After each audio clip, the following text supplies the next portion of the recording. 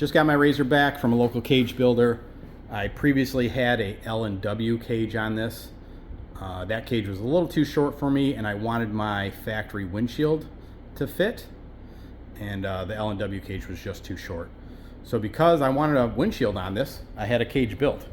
And we were going to copy the L&W cage as much as we could, but there were some key things that I wanted to copy on the L&W cage and how I wanted to do my windshield, and I expressed those things to the builder, and I don't think I got them. So I just wanted to go through those things, and these are basically the order of priority and how we talked about with the builder about what we wanted to do. So I brought it with the L&W cage and this window mocked up. The L&W cage was bent real low, so this window is overhanging. So we discussed this, that we want the L&W cage raised, and how we wanted to do it is we wanted this angle right here, whatever this 30 degree is. So let's say this is 30 degrees. That angle is supposed to match the cage. So let's say that matches that. This bend should be right here. So now that bend's there, carrying the cage over. So this cage would probably be, if you're dropping it 3 inches on this tube, this cage would probably be 1.5 inches shorter. Carries this bend. Window sits flush on the cage, and then we are going to overlap the roof. This roof would overlap on there and hold on to the hold the windshield down, kind of like how it was done at factory. So we didn't get that, and we also got a weird roof style. Like we talked about cutting this top windshield, which they did. This was cut a little funky. If it overlapped, it wouldn't matter if it was cut funky, but because it's not overlapped, if we get rain, that's gonna go right on my wife's lap. She's gonna be absolutely pissed.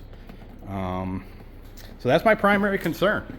I built a cage. I had a cage built to get a windshield on it, and man, I don't get it. All right, second concern. Again, this was the order we talked about things. L&W has a great B pillar, and they use these style clamps to strap on and hold your plastics. Well, I know we talked about that. I said bend it out far enough, which he probably did. It could have been a little farther, but we're not concerned about that. But the clamp is way off of the plastics, and it might be worse on the other side. But you cannot clamp that. They had it clamped when I got it, and my plastic was like being pulled out where the clip goes. So that's a bummer. So that was 2. Number 3. Number 3 is, and again, this is the order we talked about it. L&W cage. It's about 40 inches in the front, wide. This is about 40 inches wide in the front, but it goes wider in the rear. It's like a 47. He didn't go wider on the rear. It's 41, whatever. So I'm losing 3 inches on each side. It's just a cooler look, protects you from the elements or whatever. That I could live with, whatever. The window absolutely sucks. B pillar. I mean, I can't strap it. Oh, grab bar. Grab bar. I don't have very big hands. Pulling it out, a knuckle gets caught. Maybe if you got gloves on, you're not fitting on there. They're just so small. Maybe it's an artistic thing. I'm not sure. That's it. Those are basically my 3 concerns that we addressed at the beginning, and they didn't get addressed.